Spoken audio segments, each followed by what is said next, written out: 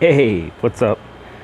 This is my first attempt at an upload. Uh, Talking about hockey and shit like that. All that, all that fun shit. Maybe throwing a few chirps there, throwing a few chirps here and there. Uh, First of all, I want to say, go Wings. Fedorov, favorite player of all time, right there. I'm one of the few people that, I'm one of the few people that have forgiven him for the way he left Detroit in 2003. Green, fucking love that guy. He's a right-handed defenseman. Alright, now that that's out of the way, you're gonna have to bear with me because, like I said, this is my first attempt at doing something like this. It is something that I would really like to get into more, but unfortunately, with my internet being a total and complete cancer on society, do not ever get broadband internet. Ever. If you ever have the idea to get satellite internet, just slap yourself right now. But thanks to my internet, the only way that I'm going to be able to do this is if I have somebody sitting right next to me, or if I go over to someplace that has better internet and record it that way.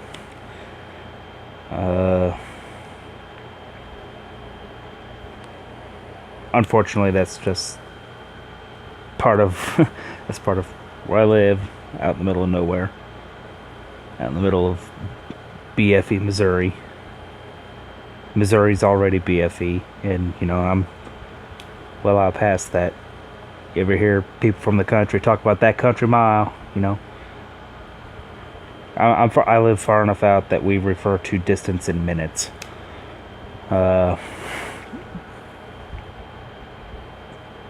Anyways, okay, I'm going off on so many different tangents right now. Tatar. Who the fuck is messaging me? I'll respond to him later. Tatar. They got it done. They got him signed. Be interesting to see, if they keep Athanasiou or if they get rid of him and keep Russo. They're only going to be able to keep one of them. They're both RFAs. They're only going to be able to keep one of them. They are, as of right now, they are like over 3 million over the cap ceiling.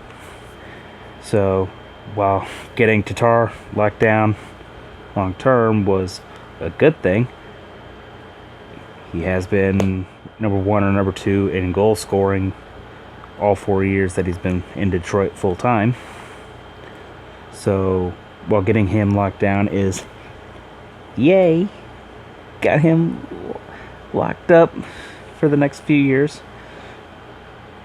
It does kind of put Detroit into a bind. I'm scrolling through Twitter. I saw a lot of people saying that there was a possibility that Detroit could bring Vanek back. This contract that they just gave Tatar, any chance at getting Vanek back is pretty much gone. They're only going to be able to keep one out of either Russo or Athanasiou. I'm not going to try and say what Ken Holland should do, because Ken Holland usually does the opposite of what the fans want, but everybody wants him to re-sign AA. We want that grease lightning for we want to see that grease lightning for a few more years. He's a speedster. He's got the moves. He's got the stick. He was second on the team in scoring with 18 goals in 64 games. What more can you say, what more can you say to that? I mean, he scored almost as many goals in fewer games that Tatar did in his first season. He scored 19 in 73 games.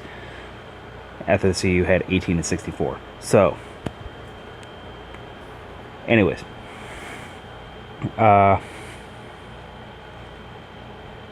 it'd be nice to see him get, locked up for at least another 2 years, and then they can, renegotiate. But they're only going to be able to keep one between him and Russo, and the fans want Athanasiou, which means we should be bracing ourselves. Brace yourself. Winter is coming. I've never seen Game of Thrones. Brace yourselves, because that means that Ken Holland is probably going to sign Russo and kick Athanasiou to the curb. Wouldn't be the first time. I would hate for that to happen, and it would suck if it happened. But I'm fearing the worst right now. And I really shouldn't be, because it's a happy day. Detroit got their leading scorer back. Don't know why they couldn't come to this agreement before filing for arbitration. I guess Tatar just wanted to make sure he got his money. He's going to get it one way or another. I mean, he's been top 10 in points all 4 years. He's been either first or second all 4 years in goals. He obviously feels like he is worth the money. He's worth $5 million a year. That's what he was asking for. He wound up settling for 4.1 per year, AAV of 4.1 mil over 4 years. At least I think it was 4.1.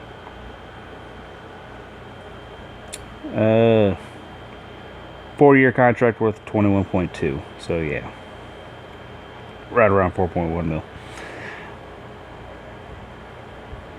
Or was that Pareko? No, that was not Pareko. Okay. For a second, I thought I was getting my free agents mixed up, because Colton Pareko and Tomas Tatar are completely interchangeable. Okay. Anyways. Why did they... Obviously, Tatar feels like he's worth the money. He's kind of proven that, because he's been at the top of the stat sheet as far as points and goals go. He may not be, superstar. He's not a John Scott. And when I say he's not a John Scott, he's not an all-star. John Scott is an all-star. He's not an all-star. He could be,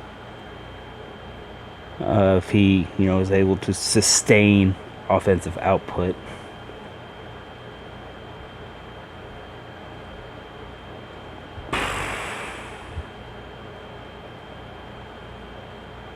Who else is gonna step up? So far, I have yet to see anybody else step up to prove that they can do what Tatar has done by themselves.